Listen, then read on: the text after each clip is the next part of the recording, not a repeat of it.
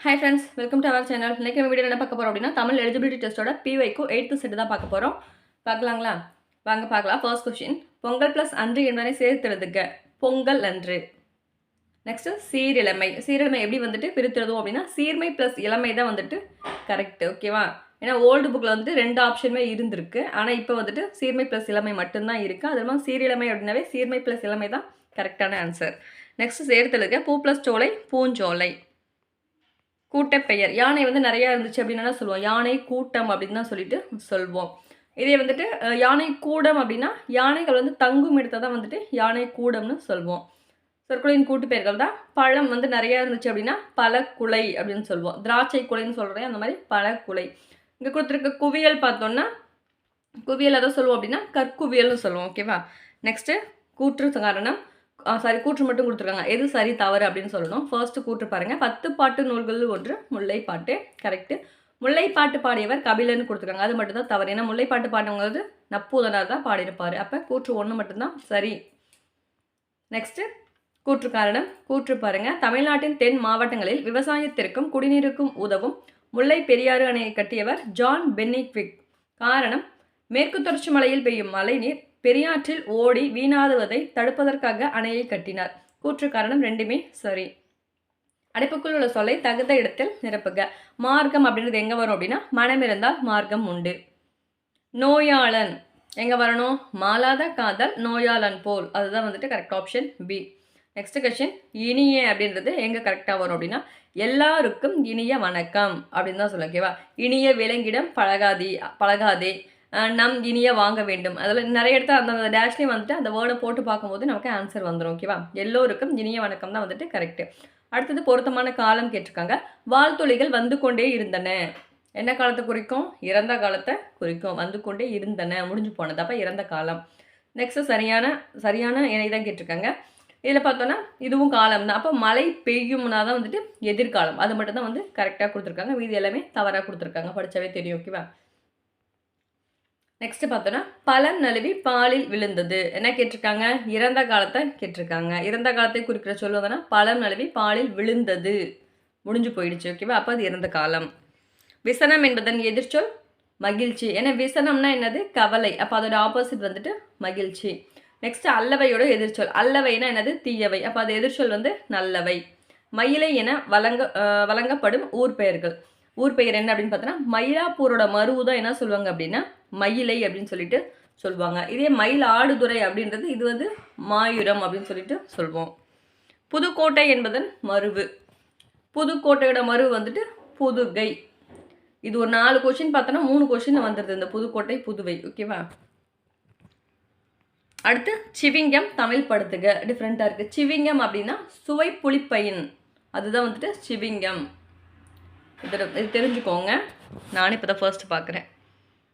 Magazine சரியான தமிழ் சொல். Magazine அப்படின்னா பருவ இதழ். விடைக்கேற்ற வினா கேட்டிருக்காங்க. செய்தக்க செய்யாமை யானும் கெடும். அதுக்கு வந்து என்ன வினா அப்படின்னு பார்த்தோன்னா எதை செய்யாமையால் கெடும்னு கேட்டால் தான் செய்யத்தக்க செய்யாமை யானும் கெடும்னு சொல்ல முடியும். நெக்ஸ்ட் விடைக்கேற்ற வினா தான் கரகாட்டத்தை கும்பாட்டம் என்றும் குடக்கூத்து என்றும் கூறுவர். அதற்கான வினா கரகாட்டத்தின் வேறு பெயர்கள் யாவை? அதுதான் வந்துட்டு கரெக்டு. நெக்ஸ்ட் விடைக்கேற்ற வினா இந்த மாறன் ஒரு நாளும் பொய் கூற மாட்டான் என தன்மையினை படற்கை இடத்தில் கூறுவது இட வலுவமைதி ஆகும். அப்போ என்ன கொஸ்டின் கேட்டால் கரெக்டாக இருக்கும் அப்படின்னா இது எவ்வகை வலுவமைதி அப்படின்றது அதற்கான வினா. நெக்ஸ்ட் விடைக்கேற்ற வினா தான் முத்து குளிக்கும் கொற்கையின் அரசர் அதிவீரராம பாண்டியர். அப்போ அதோட கொஸ்டின் என்னன்னு பார்த்தோன்னா கொற்கையின் அரசர் யார்? நெக்ஸ்ட் சரியான விடை நான் லைட் ஹவுஸிற்கு செல்கிறேன். லைட் ஹவுஸ் அப்படின்னா என்னது? கலங்கரை விளக்கம் தான் வந்துட்டு அதுக்கு தமிழில் சொல்லுவோம். அப்போது நான் கலங்கரை விளக்கத்திற்கு செல்கிறேன்.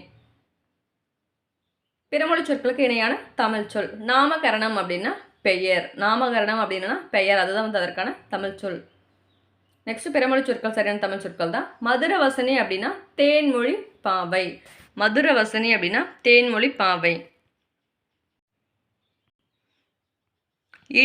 நெக்ஸ்ட் பாருங்க. பணிந்து பணித்து. இதுவும் வந்து ரிப்பீட்டட் கொஸ்டின் தான். பணிந்து அப்படின்னா கட்டுப்படுதல். பணித்து அப்படின்னா அவங்களுக்கு நம்ம உத்தரவிடுறது. ஓகேவா? அப்போ பணிந்துன்னா கட்டுப்படுதல், பணித்து அப்படின்னா உத்தரவிடுதல் தான் கரெக்ட் ஆப்ஷன் பி. சரியான பொருளை அறிக. தகலி அப்படின்னா அகல் விளக்கு. பொருள் கூறுகளை படிச்சிருக்கோம் இல்லையா? தகலி அப்படின்னா அகல் விளக்கு. நெக்ஸ்ட் சரியான பொருள் காருகர் அப்படின்னா நெய்பவர். காருகர் அப்படின்னா நெய்பவர். ஓசுனர்னா தான் வந்துட்டு என்ன பண்ணுவோம் அப்படின்னா எண்ணெய் விற்பவர் ஓசுனர். பாசவர்னா வெற்றிலை விற்போர். நெக்ஸ்ட் நுழாய் அப்படின்னா என்னென்னா இளம் பாக்கு. நெக்ஸ்ட் கொஷின் விதினா என்ன வீதினா என்ன? விதினா சட்டம், வீதினா தேரு. Option A. குரில் நெடில் மாற்றம் நசி நாற்றம். நசினா குறைதல், நாசினா மூக்கு. நசினா குறைதல், நாசினா மூக்கு. கலை எனும் சொல்லுக்குரிய இருபொருள். கலை அப்படிங்கிறது வயலில் களை பறிக்கிறாங்களே அந்த வேண்டாத செடிகள்லாம் நீக்கிறது அந்த கலை. இன்னொன்று முகத்தின் ஒளி. முகம் தான் அவங்க ரொம்ப கலையாக இருக்காங்கன்னு சொல்கிறோம் இல்லையா, அது ஒன்று. Option C. சொல் இருபொருள் தருக. சொல் அப்படின்னா நெல், நெல் பதம், இதெல்லாமே வந்துட்டு சொல் தான். சொல்னா நெல் பதம் கிளவின்லாம் சொல்லுவாங்க இல்லையா, அதுதான். நெக்ஸ்ட் சரியான இருபொருளை தேர்ந்தெடுக்க. உறவு அப்படின்னா சுற்றம் விருப்பம். உங்கள் ஊருக்கு வரேன், இது வந்து எழுத்து வழக்கு என்ன அப்படின்னா உங்கள் ஊருக்கு வருகிறேன் அப்படின்றத வந்துட்டு எழுத்து வழக்கு. பேச்சு வழக்கில் கொடுத்துருக்காங்க, எழுத்து வழக்கில் கேட்டிருக்காங்க. வெரசா வந்துடுவேன், இதற்கான எழுத்து வழக்கு என்ன அப்படின்னா விரைவில் வந்து விடுவேன்.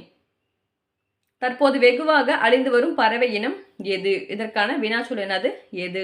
தற்போது வெகுவாக அழிந்து வரும் பறவை இனம் எது அப்படின்னு தான் சொல்லிட்டு கேட்போம். நெக்ஸ்ட் வினைத்திட்பம் என்பது யாது அப்படின்றது அதற்கு கொஷின் மார்க். இந்திய நூலகவியலின் தந்தை அறியப்படுபவர் யார்? அப்போ யார் தான் வந்துட்டு அங்கே வரும்? யார்? அரங்கநாதன். சரியான நிறுத்தற்குறி கேட்டிருக்காங்க. ஆ அப்படின்னாவே என்ன பண்ணும்? வியப்புக்குறி கண்டிப்பாக வரணும். அப்போ ஆ பக்கத்தில் வரணும். எவ்வளவு பெரிய கரடி அப்படின்றது ஒரு ஃபுல் ஸ்டாப். கரடிக்கு மரம் ஏற தெரியுமா? அப்போ இங்கே கொஷின் மார்க். ஓகேவா? இது ரெண்டும் கரெக்டாக பார்த்தாவே நம்ம ஆன்சர் பண்ணிடலாம். ஓகேவா? நெக்ஸ்ட் நிறுத்தற்குறிய தான். பேரறிஞர் அண்ணா செவ்வாழை எனும் சிறுகதையை எழுதினார். செவ்வாழை அப்படின்றது இது வந்து சிங்கிள் கொட்டேஷனில் குறிப்பிட்ட அந்த ஒரு புக் நேம் மட்டும் சொல்கிறாங்க அப்படின்றதால அங்கே செவ்வாழை அப்படின்னு மட்டும் சொல்கிறோம். அந்த சிறுகதையோட நேம் சொல்லியிருக்கிறதால எழுதினாருங்கிறது கடைசியாக வந்து ஃபுல் ஸ்டாப் கண்டிப்பாக வரணும். நெக்ஸ்ட் சரியான நிறுத்தற்குறி எடுக்க. இனியன் நன்கு படித்தான், அதனால் தேர்ச்சி பெற்றான். இனியன் நன்கு படித்தான். இனியன் வந்து ஒரு எழுவாய் இல்லையா, எழுவாய் தொடர்ந்து திருப்பி அவனை பற்றியே வருது அப்படிங்கிறதால கண்டிப்பாக இங்கே அரை புள்ளி வரணும். அதனால் இதனால் வந்துச்சு அப்படின்னா அது பக்கத்தில் கண்டிப்பாக கால் புள்ளி வரணும். ஓகேவா? அப்போ இனியன் நன்கு படித்தான் அரை புள்ளி. அதனால் அப்படின்னா அதனால் பக்கத்தில் என்ன பண்ணணும்? கமா கண்டிப்பாக வரணும். தேர்ச்சி பெற்றான் லாஸ்ட் வந்து எப்பயுமே ஃபுல் ஸ்டாப் வரணும். மாணவன் எதிர்பாலுக்கு உரிய பெயர். மாணவன் அப்படின்னா மாணவி. பொருந்தாத இணையை கண்டறிக. இதில் வந்து அந்த நம்பர்ஸ்க்கு வந்துட்டு அந்த எழுத்து கொடுத்துருப்பாங்களே, இதில் எது பொருந்தாதது அப்படின்னு சொல்லி கேட்டிருக்காங்க. 4ன்னு கொடுத்துட்டு ஏ கொடுத்துருக்காங்க, அது மட்டும் தான் தவறு. ஏன்னா ஏ அப்படின்னா என்னது? 7 வரணும். ஏன்னா இங்கே 4 கொடுத்துருக்காங்க, அது மட்டும் தான் தவறு. அடுத்தது பொருந்தாத சொல் தான். மடலி, பைங்குல், குருத்து இதெல்லாம் பார்த்தோன்னா தாவரத்தின் இளமை பெயரை குறிக்கும். இதே மட்டை அப்படின்றத வந்துட்டு அந்த தோல் இருக்கு இல்லையா மேலே, அதை குறிக்கும். இப்போ அந்த குடுக்கை, சொரு கொடுக்கை, அந்த மட்டை அப்படிலாம் சொல்கிறாங்க இல்லையா, அது வந்து அது மட்டும்தான் வேறு பொருளை கொடுக்கும். இந்த மடலி, குருத்து, பைங்குல் அப்படிங்கிறது எல்லாமே அந்த தாவரத்தின் இளமையோட நிலையை தான் குறிக்கும். இவை மூன்றும் நாம கிடைக்கேடும் நோய் என்று திருக்குறளையொட்டி பொருந்தாத சொல்லை கண்டறிக. காமம், மயக்கம், வெகுளி. அந்த திருக்குறளை வந்துட்டு சொல்லியிருப்பாங்களே திருவள்ளுவர், அதில் வந்து காமம், மயக்கம், வெகுளி இதை 3 தான் வந்துட்டு இதை 3 நாமம் கெடும் நோய் அப்படின்னு சொல்லிட்டு சொல்லியிருப்பாரு. அந்த 3 தவிர இதில் எது வேறுபட்டதுன்னா இன்பம் தான் இல்லை. திருக்குறள் தெரிஞ்சது தான் அதை பண்ணிடலாம். மரபு பிழையின் வினை மரபு. பால்ன்றது என்ன பண்ணுவோம்? பால் வந்து பருகுன்னு தான் சொல்லுவோம். நீர் தான் வந்துட்டு குடி அப்படின்னு சொல்லி சொல்லுவோம். இது வந்து தின் அப்படின்னா வந்து பார்த்தோன்னா முறுக்கு தின், அப்பம் தின் அப்படின்னு சொல்லலாம். உண்ணுனா சோறு உண். அடுத்து மரபு பிழை தான். கிளி என்ன பண்ணும்? பேசும். கிளி கொஞ்சம், கிளி பேசும். மயில் தான் வந்துட்டு அகவும், குயில் வந்துட்டு கூவும், புறா வந்து கொணுகும்.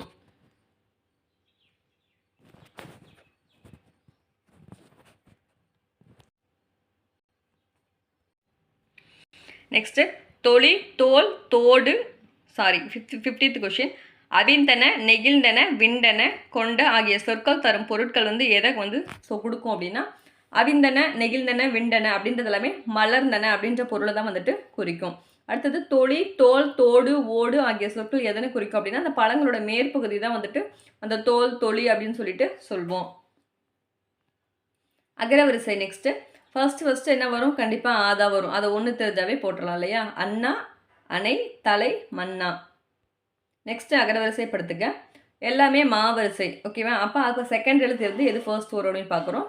இஞ்சு தான் வந்துட்டு இந்த ஞாவரிசை தான் ஃபர்ஸ்ட் வரணும். அப்போ மஞ்சள் தான் வந்து ஃபர்ஸ்ட் வரணும். மஞ்சள், மனம், மதம், மரகதம். நெக்ஸ்ட் அகரவரிசை தான். ஓரம், ஓர் ஆயிரம். அதாவது ஃபர்ஸ்ட் எல்லாமே ஓ கொடுத்துருக்கிறதால எப்பவுமே செகண்ட் எழுத்து பார்க்கணும். ராக்கு அப்புறம் தான் ரா வரணும். ரா, ரா, ரீ, ரீ தானே வரணும். அப்போ ஓரம், ஓர் ஆயிரம், ஓரிதழ் ஓர் உயிர். இலைனா என்ன, இழைனா என்ன? இலை அப்படின்னா மெலிந்து போதல், இழைச்சிட்டே போகிறாங்கன்னு சொல்கிறாங்க இல்லையா, அந்த இலை. நெக்ஸ்ட் இருக்க இலை பார்த்தோன்னா நூல் இலை தான் வந்துட்டு அந்த இலை. நெக்ஸ்ட் நேமினா என்ன, கோடுனா என்ன? நேமினா சக்கரம், கோடுனா மலை. அப்போ ஆப்ஷன் பி தான் வந்துட்டு கரெக்டு. சரியான வாக்கிய அமைப்பினை கண்டறிக. எது, அதாவது சரியான வாக்கிய அமைப்புனா எது வந்துட்டு கரெக்டான அந்த சொற்றொடர் வந்து கரெக்டாக இருக்குது அப்படின்னு கேட்டிருக்காங்க. மறைந்த தி ஜானகிராமன் நினைவாக ஆண்டுதோறும் கூட்டம் நடைபெறும் அப்படின்றதான் வந்துட்டு கரெக்டு. வேர்ச்சொலை கண்டறிக்க. நடத்தலோட வேர்ச்சொல் நட, போட்டையினோட வேர்ச்சொல் போடு. ஓடு எனும் வேர்ச்சொல்லின் வினைமுற்று கேட்டிருக்காங்க. ஓடினான் அப்படிங்கிறது அதோட வினைமுற்று. வினைமுற்று எச்ச பொருள் தந்து மற்றொரு வினைமுற்றை கொண்டு முடிவது என்னன்னு பார்த்தோன்னா முற்றெச்சம். ஓகேங்களா? வந்தனன் அப்படின்னு சொல்கிறோம் இல்லையா, பின்னாடி திருப்பி முற்றெச்சமாக வரதான் வந்துட்டு அதை குறிக்கும். படி எனும் வேர்ச்சொல்லின் வினையச்ச சொல்லை கண்டறிக. படித்து அப்படிங்கிறதா வினையச்ச சொல். கான் என்பது வினைமுற்று கண்டேன். வலுவற்ற தொடர் கேட்டிருக்காங்க. இல்லத்தின் அருகே புதிதாக கூரை வேய்ந்தனர். கூரை என்ன பண்ணுவாங்க, வேய்வாங்க இல்லையா, அப்போ கூரை வேய்ந்தனர் தான் வந்துட்டு கரெக்ட். கூரை போட்டனர், கூரை மேய்ந்தனர், இதெல்லாம் வந்து தவறு. ஓகேவா? கூரைன்றது வேய்ந்தனர் தான் சொல்லணும். இப்போ கூடைனா முடைதல்னு சொல்கிறாங்களா, அந்த மாதிரி கூரைனா வேய்ந்தனர். நெக்ஸ்ட் ஆங்கில சொல்லுக்கு நேரான தமிழ் சொல். தமிழ் சொற்கள் வந்து எது கரெக்டுன்னு கேட்டிருக்காங்க. எக்ஸ்கவேஷன் அப்படின்னா அகலாய்வு, அது வந்து கரெக்டு. நெக்ஸ்ட் எபிகிராஃபி அப்படின்னா ஓலைச்சுவடின்னு கொடுக்குறாங்க, அது வந்து தவறு. ஏன்னா எபிகிராஃபி அப்படின்னா கல்வெட்டியல். ஹீரோ ஸ்டோன் அப்படின்னா நடுகள் கரெக்டு. ஓகேவா? அப்போ இன்ஸ்கிரிப்ஷன் அப்படிங்கிறது பொறிப்பு. அப்போ 1, 3 மட்டும்தான் கரெக்டு, 2, 4 தவறாக கொடுத்துருக்காங்க. அப்போ 1, 3 தான் கரெக்டு. நெக்ஸ்ட் ஆங்கில சொல்லுக்கு நேரான தமிழ் சொல் தான் இன்டெலெக்சுவல் அப்படின்னா அறிவாளர், அது மட்டும்தான் கரெக்டாக கொடுத்துருக்காங்க. இன்டெலெக்சுவல் அப்படின்னா அறிவாளர். தேசிஸ் அப்படின்றது ஆய்வேடு. மித்துனா வந்து தொன்மம். பேட்டன்ட் அப்படின்னா காப்புரிமை. அப்போ 3மே வந்து தவறாக கொடுத்துருக்காங்க. அப்போ ஆன்சர் வந்து பி ஆப்ஷன். நெக்ஸ்ட் பொருந்தாத இணை தான். வங்கம்னா கப்பல் கரெக்டு தான். நீகான் அப்படின்னா நாவாய் ஓட்டுபவன். எள்ளுனா என்னது, ஏற்கனவே படிச்சிருக்கல. எள்ளுனா பகல், அல்னா இரவு, எள்ளுனா பகல் தானே. அப்போ எள்ளுனா காற்றுன்னு கொடுத்துருக்காங்க, அது மட்டும்தான் பொருந்தாதது. மாட ஒல்லரி அப்படின்னா கலங்கரை விளக்கம். நெக்ஸ்ட் துஞ்சுபோலி இடறிய சிதடன் போல அப்படின்ற ஓமை கூற பொருள் என்னன்னு பார்த்தோன்னா அறியாமை. ஓகேங்களா? தெரிஞ்சுக்கோங்க, இதெல்லாம் பிவை கொஸ்டினில் இருக்கிறது ஒரு டைம் நான் பார்த்துக்கிறது நல்லது. நெக்ஸ்ட் ஓமைக்கான பொருள் தான் பசுமரத்தாணி போல் அப்படிங்கிறது எளிதில் மனதில் பதியும், அதுதான் வந்து பசுமரத்தாணி போல. விடையோட வகைகள் கேட்டிருக்காங்க. கடைத்தறி எங்கே உள்ளது அப்படின்ற வினாவே இருக்குது. இந்த பக்கத்தில் இருக்குது, அந்த பக்கத்தில் இருக்குன்னு சுட்டி கூடுறாங்க இல்லையா, அதுதான் வந்துட்டு சுட்டி விடை. நெக்ஸ்ட் விடை வகைகள் தான். உனக்கு கதை எழுத தெரியுமா என்ற வினாவிற்கு கட்டுரை எழுத தெரியும், அதற்கு இனமாக பேசுகிறாங்க. ஸோ இனமொழி விடை. நெக்ஸ்ட் வினாவிற்கான விடை. வினாவிற்கான விடை மற்றொரு வினாவை கேட்பது போல இருந்துச்சு அப்படின்னா வினா எதிர் வினாதல். ஓகேங்களா? அதாவது வினா எதிர் வினாதல், நீ ஊருக்கு போவியா அப்படின்னு சொல்லி கேட்டால் நான் போகாமல் இருப்பேனா அப்படின்றது திருப்பி அவங்க ஒரு கொஷினாக கேட்குறாங்க இல்லையா, அதுக்கு இப்போ வினா எதிர் வினாதல் விடை, அதுக்கு அவங்க ஆன்சரும் சொல்கிறாங்க, ஆனால் அது ஒரு கொஷினாகவும் அமையுது. அப்படி விடை வகைகள் வந்து பார்த்தோன்னா, நீ படிக்கவில்லையா என்ற வினாவிற்கு எனக்கு தலை வலிக்கிறது என்று உரைப்பது என்னன்னா உற்றது உரைத்தல். எல்லா கொஸ்டினுமே இந்த உற்றது உரைத்தல் உருவது பொருள் வந்து கண்டிப்பாக ஒன்று கேட்டுடுறாங்க இல்லையா. ஒருமை பன்மை பெயரற்ற தொடர்.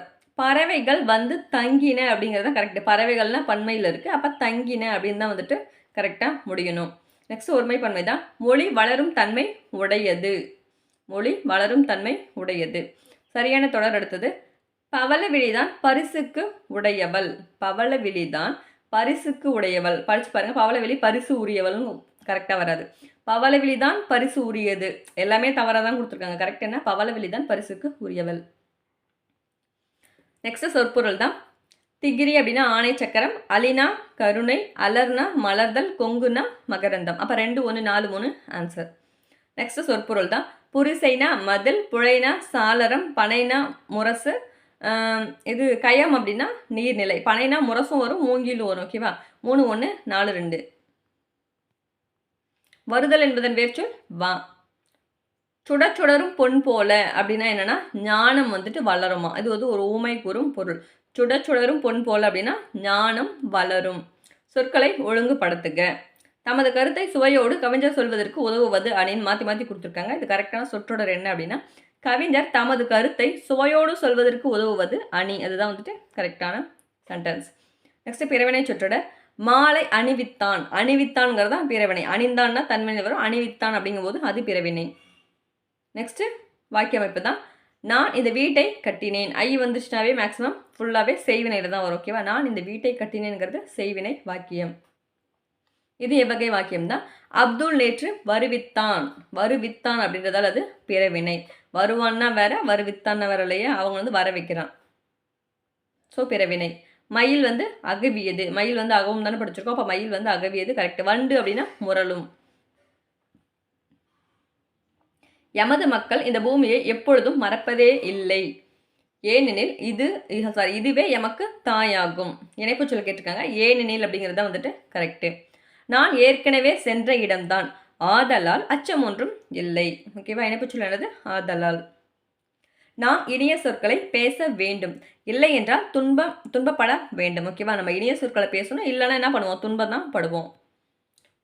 கலைச்சொல் எடுத்து கேட்டிருக்காங்க. மோனோலிங்கல் அப்படின்னா ஒரு மொழி. விரில்வெண்ட் அப்படின்னா என்னது? சுழல் காற்று. விரில்வெண்ட் அப்படின்னா சுழல் காற்று. இப்போ சூறாவளினா என்னது? டொர்னடோ அப்படின்னா சூறாவளி. லேண்ட் பிரிஸ் அப்படின்னா நிலக்காற்று. பெருங்காற்று அப்படின்னு என்னது? டெம்பஸ்ட் தான் வந்துட்டு பெருங்காற்று. கோனிக்கல் ஸ்டோன் அப்படின்னா குமிழிக்கல். கோனிக்கல் ஸ்டோன்னா குமிழிக்கல். ஒரு அப்படின்றது ஓர்ன்றது எப்பவுமே உயிரெழுத்துக்கு முன்னாடி வந்தால் ஓர் தான் வரும். மீதி இடத்துல எல்லாமே ஒரு தான் வரும். அப்போ ஓர் இரவும் ஒரு பகலும் சேர்ந்தது ஒரு நாள் தான் வந்துட்டு கரெக்டு. அதே மாதிரி ஓர் அடர்ந்த காடு வருது இல்லையா? அப்போ என்ன வரணும்? ஓர் தான் வந்துட்டு கரெக்டு. திரும்பவும் ஓர் சரியான அமைந்த தொடர் தான் கேட்டிருக்காங்க. ஓர் இனிய காலை பொழுது. நெக்ஸ்ட் ஒரு பேராகிராஃப் கொடுத்துருக்காங்க. கீழ்கண்ட பத்தியை படித்து வினாவிற்கு சரியான விடையை தேர்ந்தெடுக்க. தமிழர் நாகரிக வளர்ச்சிகள் சிற்பம், கல்லில் வடித்த கவிதைகள் எனலாம். தமிழர் நாகரிக வளர்ச்சிகள் சிற்பம், கல்லில் வடித்த கவிதைகள்னு சொல்லிட்டு சொல்லலாமா. கண்ணையும் கருத்தையும் கவரும் வகையில் அமைக்கும் கலையே சிற்பக்கலை. சிற்பக்கலை பற்றி திவாகர நிகண்டு, மணிமேகலை போன்றவற்றில் குறிப்புகள் காணப்படுகின்றன. பல்லவர் காலத்து தூண்களில் சிங்கம், யாழி, தாமரை மலர் போன்ற சிற்பங்கள் இருந்தன. திருச்சி மலைக்கோட்டை, மாமல்லபுரம், காஞ்சிபுரம் போன்ற இடங்களில் பல்லவர் கால சிற்பம் கலைநுட்பத்துடன் அமைந்துள்ளன. பல்லவர் கால குடைவரை கோவில்களிலும் நுழைவு வாயில் இரு புறங்களிலும் காவலர் நிற்பது போன்ற சிற்பங்கள் படைக்கப்பட்டன. இது என்ன கொஸ்டின் கீழே கேட்க போறாங்க. சிற்பக்கலில் வடித்த கவிதை எனலாம். என்னன்னு சொல்லியிருப்பாங்க? இங்கே தான் சொல்லியிருக்காங்க. ஃபர்ஸ்ட் லைன்லேயே சொல்லியிருக்காங்க பார்த்தீங்களா?